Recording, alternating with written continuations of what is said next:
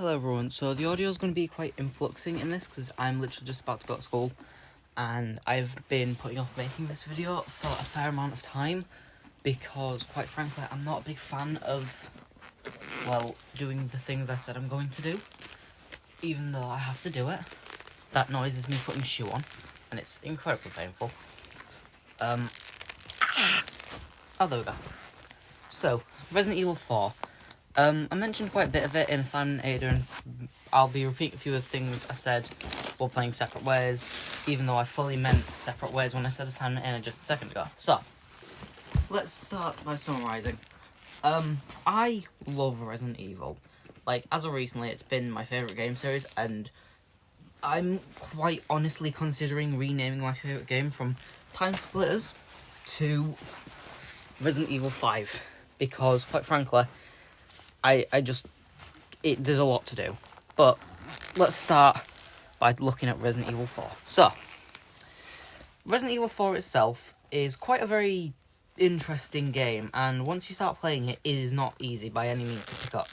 It is, in my opinion, one of the hardest Resident Evils I've learned to play, and that might be because of the controls with how you aim. However, this is on the gameplay section, might I add. So, because of the controls, it kind of makes it a bit of a challenge to pick up. However, once you've learned the controls and all the moves and all the little things you can do, then actually you'll realise it's not that bad. However, health items, even on the easiest difficulty, do feel like they are very rare. Regardless of how, many you think you can get, if you're not as good of a player as, a pro, then you seem to always be low on everything. Regardless of what difficulty you play on, you will struggle a lot. And I found that this kind of ruined a lot of the fun for me, and some things just didn't feel clear enough. And now, I'm glad they had the map, and I'm glad they had the treasure maps, so I could find the treasure if I so wanted to. However, with limited time in a series, it made more sense just to get on with it. I also didn't realise how close I was to the end of the game, so that's always fun. Now, on terms of actual gameplay, despite the controls being quite uncomfortable, I'm going to put gameplay at a solid 3 out of 5, simply for the pure fact that I loved Mercenaries, and that's kind of what got me to start playing it, as each character has something unique about them, even if it is just a moveset. Moving on from gameplay, now I'm sorry this is rushed, like I said. So, moving on from gameplay, we have difficulty. Now, a quote I wanted to say for a while is that using healing items felt like a punishment. As in, I'd have enough healing items, but I feel like the moment I'd use something, I'd get more damaged by something stronger, or I'd be going into a boss fight. So, using it felt like I had to keep myself at low health and save it for when I really needed it.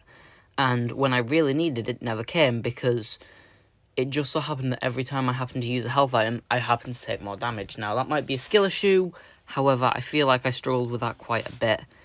And, again, like I said, when you're learning the game, it is by no means easy.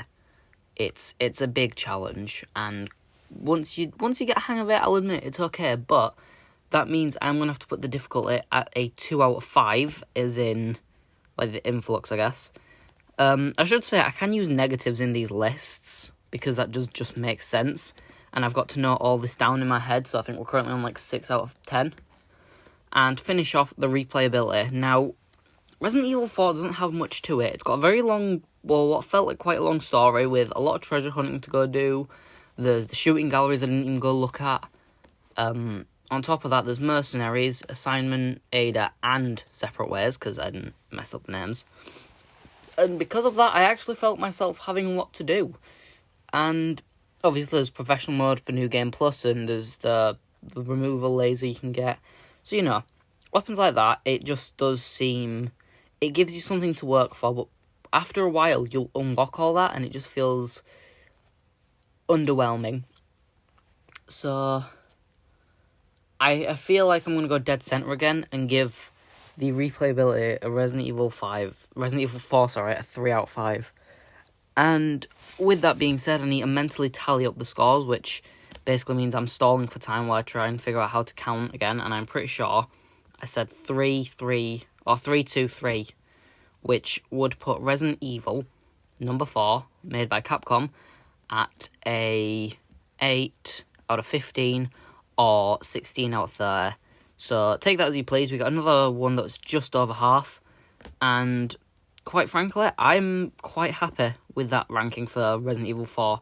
I don't hate the game itself, I just struggled in a lot of places, and I had a few meltdowns here and there, but we got through it in the end, and I'm proud that we did that. So with that being said, thank you all for coming to this video. I'm now going to run to a bus stop. See you later.